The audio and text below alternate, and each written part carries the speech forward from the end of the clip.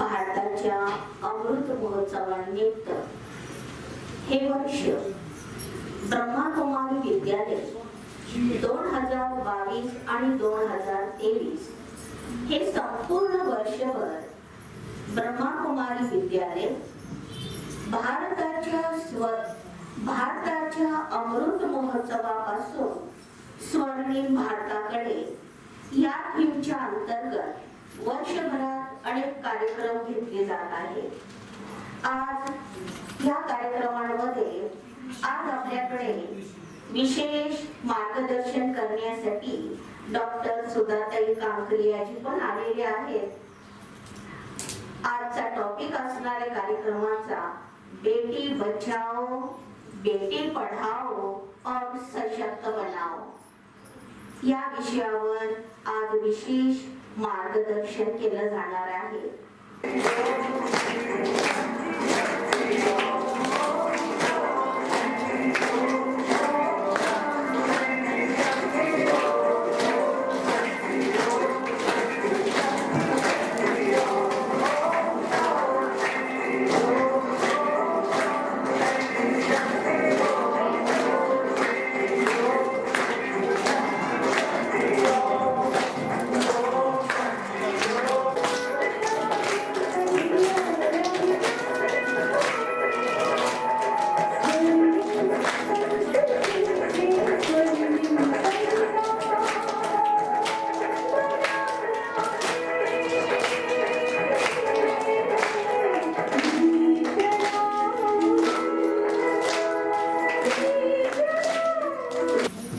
आपण सगळेजण 21व्या शतकात जगत आहोत की ज्या जगाला म्हटलं जातं की आता विश्व पळत नाहीये, आता उडत आहे।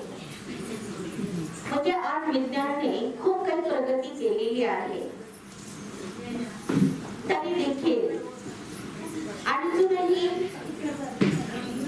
काही उणीव शिल्लक आहे समाजामध्ये। आणि त्या उणीवामध्ये एक उणीव आहे, ती म्हणजे मुलगी हवी का नको। नकोशीला हवी हवीशी कशी करता येईल, आजच्या कार्यक्रमाचा हाच उद्देश आहे। आणि म्हणून आज आपण सर्व माता भगिनींचं इथे संघटन केलेलं आहे श्रमिक नगर या ठिकाणी। तरी मी वेळ न दवडता मी आजच्या आपल्या विशेष मार्गदर्शक समाजसेविका ताई की ज्यांनी अनेक वर्षापासून संपूर्ण भारतभरामध्ये एक काय म्हणतात जसं पाण्याचा विडा उचलला जातो ना, की हे कार्य होऊच तर आम्ही थांबणारच नाही। आणि अशा पद्धतीने समाज सुधारण्याचं एक विशेष कार्य हातात घेऊन ताई अनेक वर्षापासून बेटी बचाओ या विषयावर कार्य करत आहे, हे आपण सगळे जाणतच आहात। आज त्या विषयामध्ये आणखी 2 विषय ऍड होत आहेत, बेटी बचाओ बेटी पढ़ाओ साथ ही सशक्त बनाओ। तर ते कसं होऊ शकेल आज आपण त्यांच्याकडून ऐकूया आणि विशेष मार्गदर्शन ताई देत आहेत आदरणीय डॉक्टर सुधाताई कांकरियाजी। ओम शांती। नमस्कार। आजच्या गोड अशा कार्यक्रमाच्या अध्यक्षा आपल्या आदरणीय राजराजेश्वरी दिदीजी, आज खास आपल्या समवेत उपस्थित असणाऱ्या सौभाग्यवती मेनलताई गर्दे, सौभाग्यवती सोनालीताई दुलव, मंचावर उपस्थित असणाऱ्या आदरणीय आजी ताई आणि ब्रह्मकुमारी संस्थेच्या सर्व माझ्या बहिणी आणि माझ्या समोर उपस्थित असलेल्या सर्व माता भगिनी आणि बंधूंनो, नुकताच जागतिक महिला दिवस होऊन गेला आणि त्या निमित्ताने जगभरातच महिलांविषयी जाणीव जागृती व्हावी या उद्देशाने सगळीकडे कार्यक्रम घेतले जाऊ लागले. पण मला नेहमी असं वाटत आलेलं आहे की या निमित्ताने एक दिवस किंवा एक महिना एवढाच कार्यक्रम तो नसावा. खरं म्हणजे जर पाहिलं तर एकंदरीत जगाच्या पाठीवर मनुष्य मानव जाती जर पाहिली तर त्याच्यामध्ये स्त्री आणि पुरुष हे दोघ जण आहेत. आणि दोघांमुळेच हे जीवनाचं गाडं जे आहे ना, जीवनाचं गाडी जी आहे ही पुढे पुढे जात आहे. जीवनाच्या गाडीचे दोन चाक, एक स्त्री आणि एक पुरुष है ना. एक चाक जर जोरात चालायला लागलं आणि एक हळूहळू चालायला लागलं तर गाडी जाईल का? इथून समजा नगरहून पुण्याला जायचंय पण एक चाक धावतंय आणि एक चाक हळूहळू चाललंय. कसं वाटेल? जिथं पोहोचायचंय तिथे वेळेवर पोहोचणार नाही. आणि शिवाय काय होईल की गाडीमध्ये जे बसलेले आहेत त्यांना म्हणजे सारखं उडावं लागेल किंवा थांबावं लागेल. एक चाक एक चाक आणि मग ऍक्सिडेंट होण्याची पण शक्यता वाढेल है ना. आणि जिथे आपल्याला पोहोचायचे तिथेही आपण पोहोचू शकणार नाही. म्हणून हे दोन्ही चाक जे आहेत हे एकमेकांच्या सोबत सोबत चालले है ना. तर मग आपण नक्कीच जिथे आपल्याला पोहोचायचं आहे तिथे आपण नक्की पोहोचू.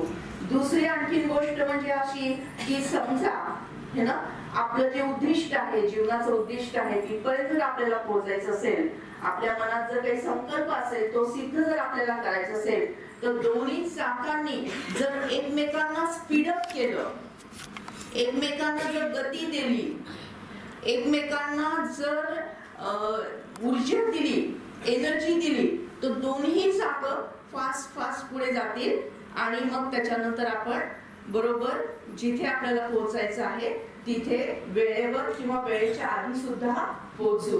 किंवा जीवनामध्ये जो संकल्प आपण केलेला असेल तो संकल्प काय होईल? सिद्धीस जाईल आणि सगळ्या घरामध्ये सगळ्याच घरामध्ये सुख शांती आनंद निर्माण होईल. आपल्याला सगळ्यांना असं वाटतं है ना, आपल्या सर्व भगिनींना असं वाटतं, सर्व मातांना असं वाटतं की आपल्या घरामध्ये सुख हवंय, शांती हवी, आनंद हवी आणि शक्ती हवी आहे. हे सगळं आपल्याला हवं आहे आणि हे जगाच्या पाठीवर कुठे विकत मिळतं का? मॉलमध्ये किती आपण करोडो रुपये देऊ केले तरी पण नाही मिळू शकत. तर या सगळ्या गोष्टी ज्या आहेत जेव्हा घरामध्ये आपल्या सगळ्या नातेवाईकांमध्ये मधुरता असेल, आपलेपणा असेल, असं म्हटलं जातं ना की इमारत बांधायला वेळ लागत नाही, घर बांधायला वेळ लागतो. इमारत कशाने बनते? विटाने बनते, दगडाने बनते है ना, सिमेंटने बनते. तर इमारत बांधायला वेळ लागत नाही. म्हणजे जर आपण संकल्प केला तर 1 वर्षात, 1.5 वर्षात, 2 वर्षात है ना आपल्या बजेट प्रमाणे ते घर आपण बांधू. इमारत बांधायला वेळ लागत नाही पण घर बांधायला वेळ लागतो. घरामध्ये 2 जीवांचा खरा खुरा मेळ लागतो. घरामध्ये 2 जीवांचा खरा खुरा मेळ लागतो. घर दोघांचं असतं, घर दोघांचं असतं. एकाने पसरवलं तर दुसऱ्याने ते आवरायचं असतं. पण सतत एकानेच पसरत ठेवलं आणि एकानेच आवरत बसलं तर ते समीकरण होऊ शकत नाही. खरं म्हणजे आपली भारतीय संस्कृती या जगाच्या पाठीवर उच्च संस्कृती समजली जाते. जगाच्या पाठीवर सर्वात उच्च संस्कृती कुठली असेल तर ती भारतीय संस्कृती. आणि आपल्या भारतीय संस्कृतीमध्ये घर पण जपलं गेलेलं आहे. आपल्या भारतीय संस्कृतीमध्ये कुटुंब संस्था ही परंपरेने आलेली आहे. पहा म्हणजे आपण आता सुद्धा आपलं घर, आपलं कुटुंब हे खूप महत्वाचं आहे. आणि फॉरेन कंट्रीज मध्ये जर आपण गेलो तर आपल्याला असं लक्षात येईल की मुलगा 18 वर्षाचा झाला किंवा मुलगी पण 18 वर्षाची झाली की तिला काय समजलं जातं की नाही आता तू तुझं कमव, तू तुझं कमव आणि तू तुझी शिक, तू तुझं कमव आणि तुझं घर चालव. तर अशा पद्धतीची भूमिका ही आपल्याला फॉरेन कंट्रीज मध्ये दिसते, पण आपल्या भारतामध्ये एक कुटुंब संस्था आहे, एक फॅमिली स्ट्रक्चर आहे.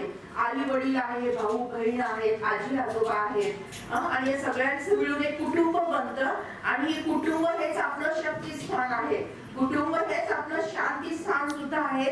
आणि अशी कुटुंबाची परंपरा हजारो वर्षापासून आपल्या भारतामध्ये चालू आहे. बघा, जर आपण देवी देवतांच्या मंदिरामध्येही जातो, पण जास्तीत जास्त देवी देवता कसे आहेत ते पण कुटुंब घेऊनच आहेत. लक्ष्मी नारायण, राम सीता, राधा कृष्ण सगळे कसे आहेत? एक कुटुंब व्यवस्था देवी देवतांपासून आजपर्यंत चाललेली आहे. आणि जेव्हा या कुटुंब व्यवस्थेला तडा जातो तेव्हा मात्र मग अनेक प्रकारचे प्रश्न जीवनामध्ये निर्माण होतात. आणि ही कुटुंब व्यवस्था टिकण्यासाठी स्त्री आणि पुरुष दोघांनीही समप्रमाणामध्ये असणं आवश्यक आहे. पण आज काय झालेलं आहे, गर्भात असलेली जी चिमुकली आहे तिला जन्माला येऊच दिलं जात नाही. आणि त्यामुळे मुलींची संख्या कमी कमी होत चाललेली आहे. आणि मुलींची संख्या कमी कमी होत चालली असल्यामुळे आज जर आपण पाहिलं की तुम्ही सगळेजण माझ्यापेक्षा जास्त अनुभवी आहात. आज जर आपण पाहिलं तर प्रत्येक समाजामध्ये जेव्हा मुलं लग्नासाठी उभं राहतात, मुलं जेव्हा लग्नासाठी उभे राहतात तेव्हा त्यांना मुली मिळतात का? काय अनुभव तुमचा? मिळत नाही का? कारण आपणच मुलींना जन्माला येऊ दिलं नाही, त्यांना नकार दिला. आधी सोनोग्राफी मशीनवर पाहिलं, मुलगी आहे म्हणून तिला नको नको केलं आणि मग तिला जन्माला येऊच दिलं नाही, जन्माला येण्यापूर्वीच तिला समाप्त करून टाकलं. त्यामुळे सामाजिक असमतोल निर्माण झालेला आहे. आणि या सामाजिक असमतोलमुळे समाज जीवन हे उद्ध्वस्त होऊ पाहत आहे. बघा, मग मुलांचं लग्न झालं की मग स्त्रियांच्या सुरक्षिततेचा प्रश्न किती मोठा निर्माण झालाय हे ना. आपण पाहतो, पेपर मध्ये वाचतो, 2 वर्षाची मुलगी असू दे नाही तर 70 वर्षाची आजी असू दे, दोघांचाही सुरक्षिततेचा प्रश्न आहे की नाही. 1 मिनिट आपण शांतता काढूया.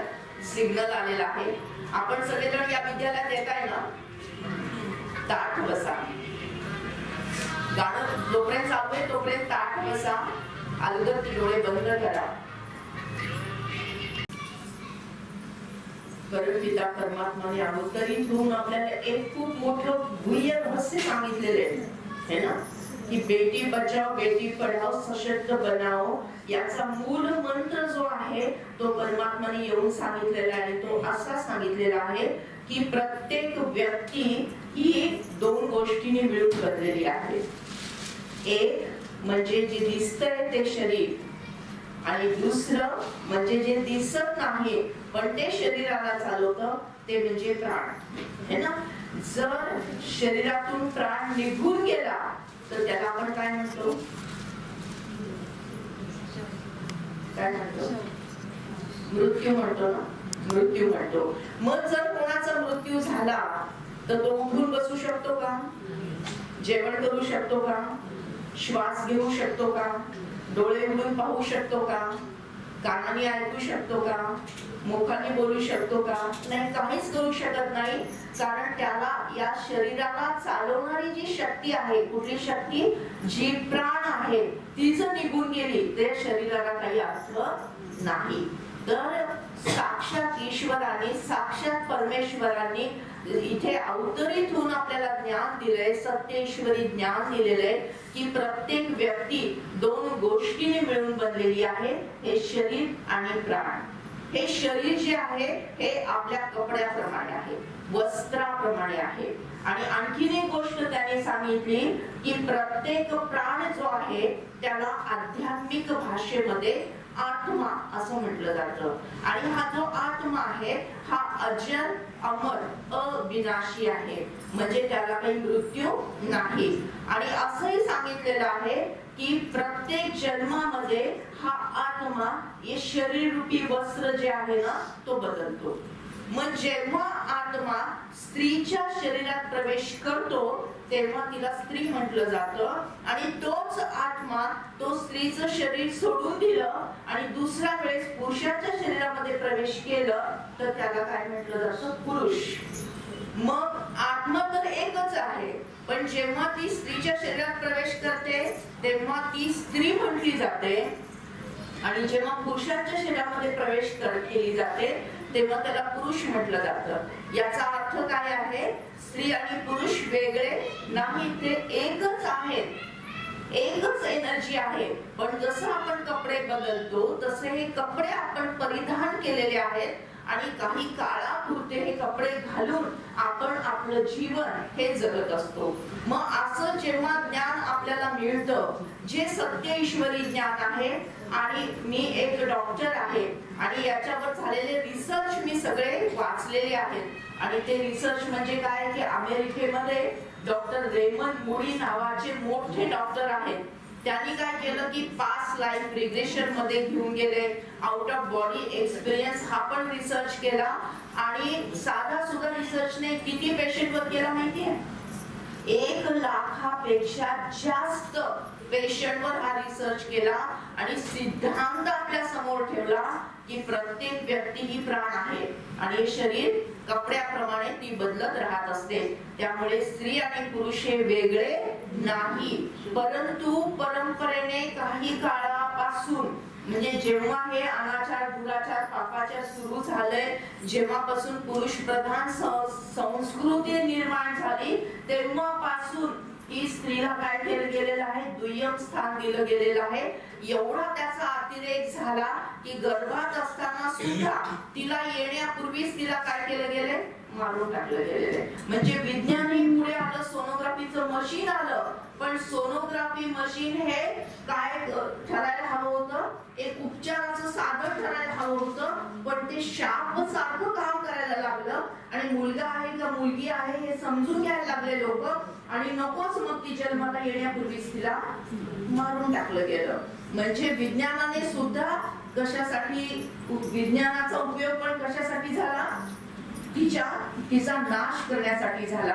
म्हणजे जे सोनोग्राफी मशीन म्हणजे उपाय करण्यासाठी पुढे आलं आणि ते शाप व्हायला लागलं, आणि मग सगळ्या मानव जातीवरच शापाचं काय म्हणतात त्याला, एक पांघरून घातलं गेलं, एक अंधार निर्माण झाला. त्याला असं म्हणतात ना की तमो प्रधान होता, म्हणजे तमसोमा ज्योतिर्गमय, म्हणजे अंधाराकडून प्रकाशाकडे आपल्याला जायचंय. कारण हा जो काही समाजामध्ये आज आपण पाहतोय अनाचार दुराचार पापाचार वाढत चाललेला आहे, आणि त्याच्या मुळामध्ये जर आपण गेलं तर मूळ कारण आहे स्त्री भ्रूण हत्या.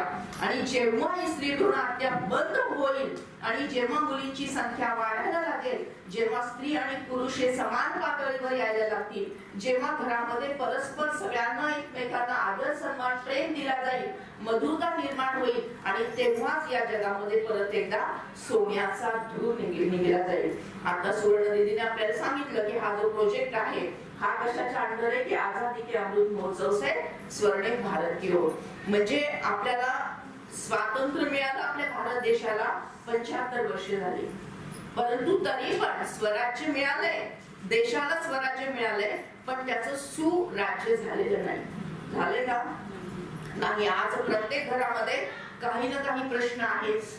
एक तर आजारपण तरी आहे, किंवा आर्थिक प्रश्न तरी आहे, किंवा कौटुंबिक प्रश्न तरी आहे, किंवा नातेसंबंधांमधले तरी काहीतरी प्रॉब्लेम्स आहेत. जे प्रत्येक घरोघरी कुठला ना कुठला हा प्रश्न, काही संकट ही आहेतच आहेत, आणि एक पण घर त्याच्यासाठी सुटलेलं नाही. तर याचं सगळं हे जर आपल्याला परत एकदा स्वर्णिम दुनियाकडे जायचं असेल, प्रत्येक घरामध्ये सुख शांती आनंद जर निर्माण करायचे असेल, तर परमपिता परमात्माने अवतरित होऊन जे सत्य ईश्वरी ज्ञान दिलेलं आहे, आणि जे विज्ञानाच्या कसोटीवर सुद्धा खरं उतरलेलं आहे, ते ज्ञान आपल्याला घेण्याची आवश्यकता आहे. आता राजयोगा मेडिटेशनचा जो कोर्स असतो, तो कोर्स इथे उपस्थित असणाऱ्यांपैकी कुणी कुणी केलेला आहे हात वर करा.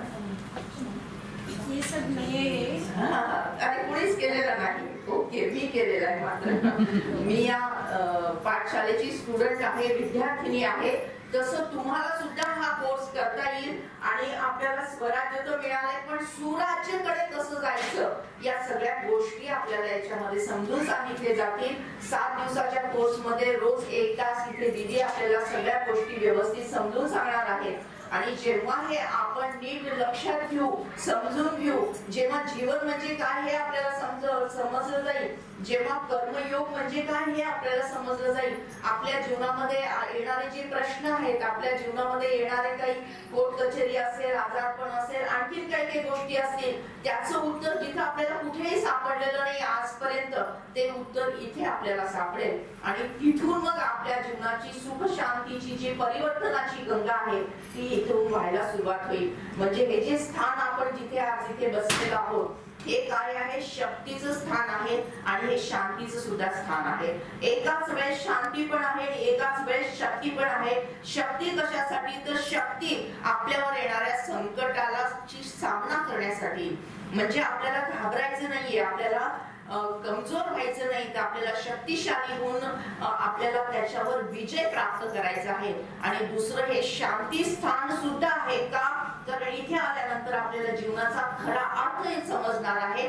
आणि त्यातून कुठलेही जरी अशांतीच्या गोष्टी आपल्या घरामध्ये किंवा परिसरामध्ये समाजामध्ये घडत असल्या तरी त्याचा परिणाम आपल्यावर होणार नाहीये, पण आपल्या शांतीचा परिणाम त्या परिस्थितीवर होऊन त्या परिस्थितीमध्ये सुद्धा सकारात्मक परिवर्तन होणार आहे. आणि म्हणून या ज्या शक्ती स्थान आहे, शांती स्थान आहे, याचा सगळ्यांनी काय करायचं आहे? लाभ घ्यायचा आहे. आपण भाग्यवान आहोत की आपल्या एरियामध्ये असं एक स्थान आलेलं आहे आणि हे स्थान आपल्याच भाग्याने आलेलं आहे.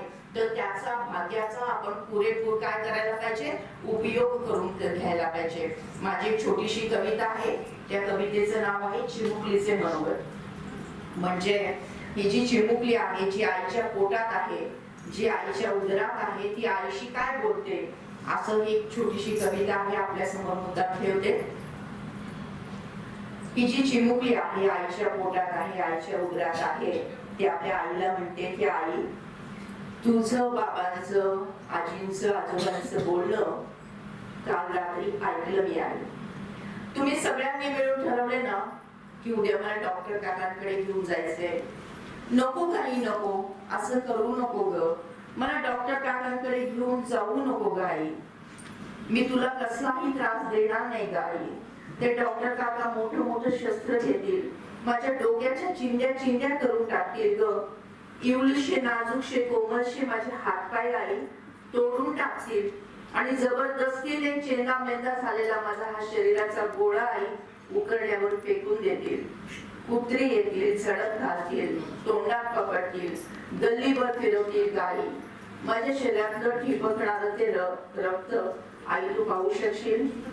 माझ्या शरीराची झालेली विटंबना आई तुला सहन होईल. नाही आई नाही, तू हे सहन करू शकणार नाही ग आई, तुला हे सहन होणार नाही ग आई. असं करू नको ग, मला डॉक्टर काकांकडे घेऊन जाऊ नको ग. त्याचं मोठे शस्त्र जे आहे आई, जे डोकं फोडून टाकणारं शस्त्र आहे, त्याची मला खूप भीती वाटते ग आई. आई मला जन्म घेऊ दे ग, मला तुझ्या मांडीवर खेळायचे, आजी आजोबांच्या गोष्टी ऐकायच्या, तुझं बोट पकडायचंय, बाबांचं बोट पकडायचंय, शाळेमध्ये जायचंय, खूप काम करायचंय ग आई. मला सावित्रीबाई फुले सारखं शिक्षणाची गंगा पुढे न्यायची गाई. मला झाशीच्या राणीसारखं देशाची सेवा करायची गाई. पण कधी तू मला जन्म दिला तरच ना. वेळ नाही गेली अजून, हाक देते मी तुला. वेळ नाही गेली अजून, हाक देते मी तुला. खुडू नको कळी आई, खुडू नको कळी आई. देश घडवायचाय मला, देश घडवायचाय मला.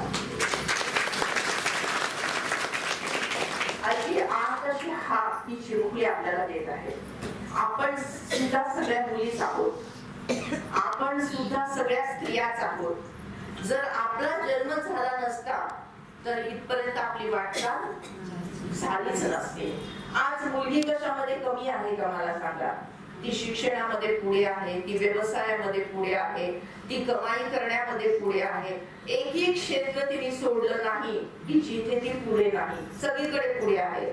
आणि स्पेशली मी तुम्हाला सांगते की अशी एक संघटना आहे जी फक्त स्त्रियांची संघटना आहे आणि 140 देशामध्ये ती राज्य करते. काय करते? 140 पेक्षा जास्त देशामध्ये आपलं राज्य स्थापित करते. अशी कुठली संघटना आहे माहिती आपल्याला? ब्रह्मकुमारीज. ब्रह्मकुमारीज फक्त स्त्रियांची संघटना आहे, ज्याच्यामध्ये 140 देशामध्ये हजारो सेंटर्स आहेत, जे शांती केंद्र आहेत, जे शक्ती केंद्र आहेत, आणि त्याचं संचालन करणाऱ्या जे आहेत त्या सगळ्या दीदी आहेत. सगळ्या दीदी आहेत. एक सुद्धा तिथे भाऊ नाही की जे संचालन करतील. भाऊ सहयोगी आहेत, भाऊ सोबत आहेत, पण जबाबदारी कोणावर आहे? जबाबदारी दीदींवर आहे. आणि असं फक्त भारत देशात नाही तर 140 देशात. किती देशात? 140 देशात, म्हणजे जगभर, जवळपास जगभर हे कार्य चालतं. आणि याच्यामध्ये युनो नावाची जी संस्था आहे, म्हणजे युनो म्हणजे युनायटेड नेशन, म्हणजे संयुक्त राष्ट्र, म्हणजे अनेक राष्ट्र मिळून एक संघटना आहे जी जागतिक पातळीवर कार्य करते. त्या संघटनेने, ब्रह्मकुमारीज या संघटनेला सतत 7 वर्ष आंतरराष्ट्रीय शांती पुरस्कार दिलेला आहे. काय दिलेला आहे? आंतरराष्ट्रीय शांती पुरस्कार दिलेला आहे. आणि असं पुरस्कार साठी काम करणारी, म्हणजे पुरस्कार मिळावा यापेक्षा जास्त काम करणारी ही संघटना आहे. आपण त्यांच्यासाठी टाळ्या वाजवूया. आणि अशा या संघटनेचं आपण सदस्य बनवू शकतो. त्या सदस्य बनण्यासाठी काही फॉर्म नाही किंवा सदस्य बनण्यासाठी काही फी पण नाही. 1 रुपयाची पण फी नाही. फक्त काय सांगते ही संघटना म्हणजे काय, आणि या संघटनेचं संचालन कोण करते माहितीये का? या सगळ्या दीदी या केंद्र स्थानाचं संचालन करतात. पण एकंदरीत 140 देशांचं संचालन करणारे हे दुसरे तिसरे कुणीच नाहीये. स्वतः साक्षात भगवान ईश्वर परमेश्वर हे त्यांचा कंट्रोल आहे सगळ्या याच्यावर. त्यामुळे कोणाचाही यत्किंचितही वाईट इथे होत नाही. जे काही आहे ते इथे आल्यानंतर 100% प्रत्येकाला शांतीचा अनुभव येतोच येतो. म्हणजे माझा सुद्धा 7-8 वर्षाचा अनुभव आहे की जेव्हापासून मी इथे विद्यार्थिनी म्हणून आले आणि मी हळूहळू या सगळ्या गोष्टी शिकायला लागले, तेव्हा मला या शिक्षणामध्ये, म्हणजे हे इतकं अगाध एवढं शिक्षण आहे, एवढं अगाध यांचं सिलेबस आहे की ते आपण किती जन्म घेतले तरी ते पूर्ण होत नाही. एवढं अगाध आणि सत्य ईश्वरी ज्ञान आपल्याला याच्यामधून मिळतं. त्यामुळे प्रत्येकाने हा जो 7 दिवसाचा कोर्स आहे तेवढा करायचा. तेवढं झाल्यानंतर मग तुम्हाला स्वतःला अनुभव येईल आणि त्या अनुभवातून मग तुम्ही पुढे जायचं आहे. पण पहिलं आपल्याला पाहायला तर लागतं ना की गुलाबजामुन कडू आहे का गोड आहे ना. मग जेव्हा आपल्याला लक्षात येतं की नाही बाबा आता मी टेस्ट घेतली गोड आहे, मग आपण खाऊ, आता पुढच्या गोष्टी करू असं. तर म्हणून एकदा तरी तुम्ही नक्कीच त्याचा अनुभव घ्या. आता त्या कमी होते, गर्भात असलेली मुलगी काय बोलतेय, तर काही वर्षापूर्वी मी पेपरमध्ये एक न्यूज वाचली होती. ती न्यूज अशी होती की गेल्या 20 वर्षामध्ये 1.5 कोटीपेक्षा जास्त चिमुकल्या. किती? 1.5 कोटीपेक्षा जास्त चिमुकल्या या जन्माला येण्यापूर्वीच मारून टाकल्या. काय आकडा आहे? 1.5 कोटी. आणि हा सरकारी आकडा आहे.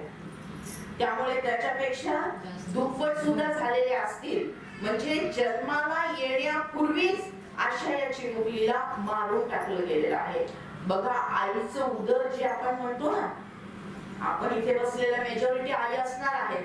आईचं उदर हे तीर्थक्षेत्र समजलं जातं की जिथे एक जीव उमलतो, फुलतो, वाढतो आणि एक नवीन जीवन सृष्टी निर्माण होते. एक नवीन जीव जन्म घेतो. एवढंस हातपाय, एवढेसे डोळे, एवढेसे नाजूक कोमल, आणि मग त्या आईच्या उदरातून बाहेर येतं. म्हणून त्या आईच्या उदराला तीर्थक्षेत्र म्हटलं जातं. परंतु म्हणजे समाजामध्ये जे स्त्री भ्रूण हत्या करतात त्या व्यक्तींनी काय केलंय की हे तीर्थक्षेत्र असलेल्या आईच्या उदराला स्मशानभूमी करून टाकलं.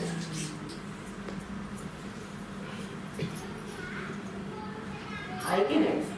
की जिथे मृत्यू होतो अशा स्थानाला काय म्हटलं जातं? जिथे मृत्यू झाल्यानंतर अंतिम श्वास घेतला जातो, अंतिम संस्कार केले जातात, जिथे संपवलं जातं, जिथे जीवन संपतं, अशा स्थानाला स्मशानभूमी म्हटलंय. तर आईचं उदर खरं तर तीर्थक्षेत्र आहे आणि त्याला काय म्हटलं गेलंय, त्याला काय बनवलं गेलंय, स्मशानभूमी. मग हे कोण करते, कोण करते? आपण कदाचित करत नसू, परंतु आपण त्यांना नाही पण म्हटलेलं नाही ना. म्हणजे नाही म्हणण्यासाठी सुद्धा हिंमत पाहिजे. आपल्या कुटुंबामध्ये, आपल्या परिवारामध्ये असं काही होत असेल तर आपल्याला काय म्हणायला पाहिजे, नाही, अजिबात नाही. कोणी सोनोग्राफी करायला जात असेल तर आपण काय म्हटलं पाहिजे, नाही. जे काही लेकरू असेल, मुलगा असू दे मुलगी असू दे, दोघांचं आम्ही काय करू, मनापासून स्वागत करू. अशी हिंमत आपल्यामध्ये असली पाहिजे. घरातले जे काही बुजुर्ग आहेत ना, तर कधी कधी काय होतं की समाजामध्ये एक मोठा गैरसमज आहे, काय की मुलगा हाच वंशाचा दिवा आणि मुलगी मात्र पराया धन, है ना. पण आता आपण हे इक्वेशन बदलूया आणि आपण असं म्हणूया की मुलाला सुद्धा कमी लेखायची काही गरज नाही, तो सुद्धा एक माणूस आहे ना, तो सुद्धा एक प्राण आत्मा आहे, त्याला पण सन्मान मिळाला पाहिजे.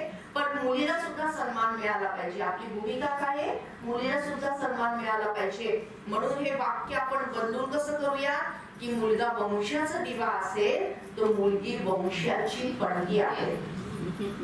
मुलगा वंशाचा दिवा असेल तर मुलगी वंशाची पणती आहे आणि दोन्ही घरांना उजळून टाकण्याचं पवित्र कार्य ती करते. खरं आहे की नाही? दोन्ही घरांना उजळून टाकते की नाही, होय की नाही? मग असं असल्यानंतर आपण फक्त आज ऐकण्यासाठी नाही आलेलो आहे, तर आज आपण काही संकल्प करण्यासाठी आलेलो आहोत. मग आपण असं छोट्या छोट्या गोष्टींचा काही संकल्प करायचा का, हो का? तर पहिला आपण संकल्प करू की माझ्या कुटुंबाची जबाबदारी मी स्वतः घेईन, की माझ्या कुटुंबामध्ये एकही स्त्री भ्रूण हत्या होणार नाही याची मी पुरेपूर जबाबदारी घेईन. घेणार का प्रत्येक जण आपापल्या कुटुंबाची? घेणार ना? घेणार. दुसरी गोष्ट, माझ्या कुटुंबामध्ये जर मुलीचा जन्म झाला तर मी तिचे प्रेमाने स्वागत करेन. प्रेमाने अंडरलाईन करूया आपण, प्रेमाने स्वागत करेन, तिचं कौतुक करेन, तिला पुढे शिकवेन आणि तिला पुढे सशक्त बनवेन. ठीक आहे? दोन्ही गोष्टी अवघड वाटल्या का तुम्हाला? अवघड वाटल्या? सोप्या आहेत की नाही? अजून एक आयडिया सांगते मी तुम्हाला.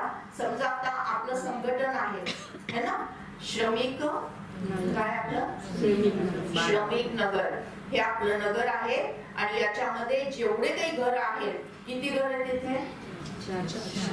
400 घर.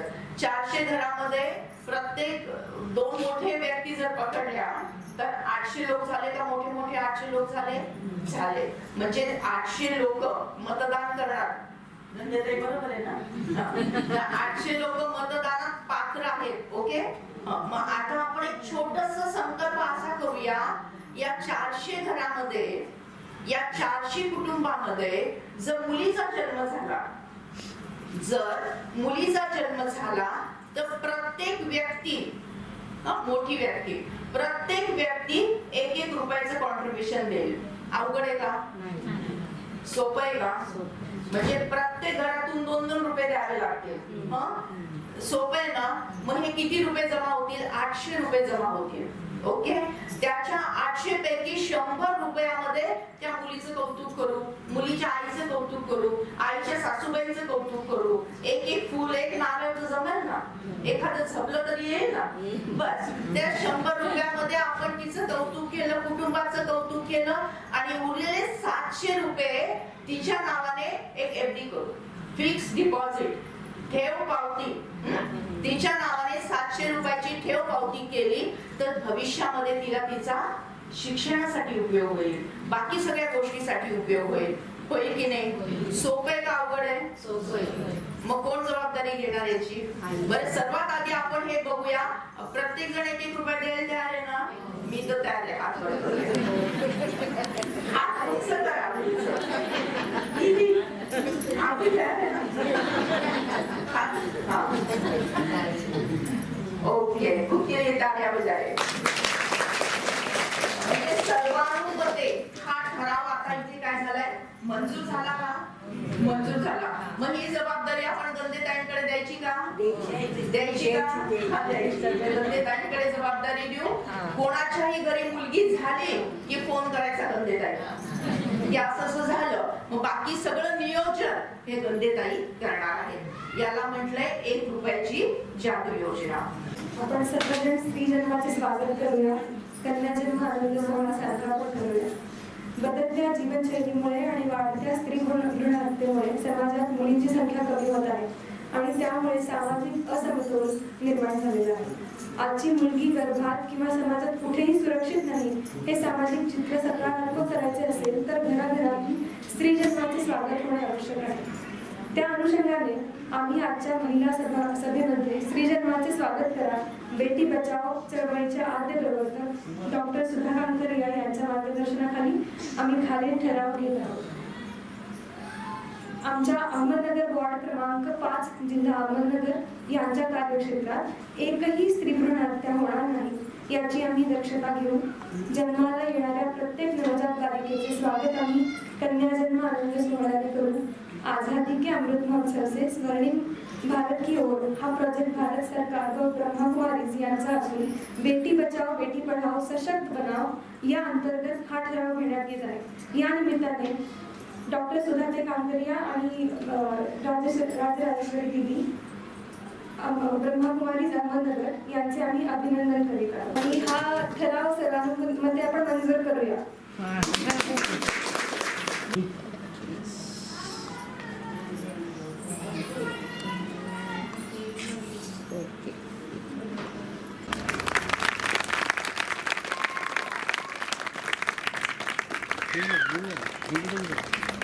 बहुत सारी बातें सुनी. एक तो बेटी बचाओ और बेटी पढ़ाओ भी. बेटी को बचा के ऐसे ही नहीं उसको छोड़ना परंतु उसको अच्छी तरह से पढ़ा के आगे बढ़ाना. और तीसरी बात आता है उसको सक्षम बनाओ.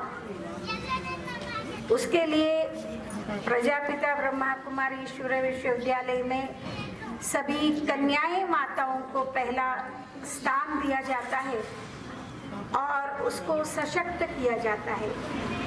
कैसे सशक्त किया जाता है? उसके अंदर की आत्मसम्मान बढ़ाने का और उसको उसकी अस्तित्व का पहचान दिलाने का बहुत बड़ा ये कार्य करता है.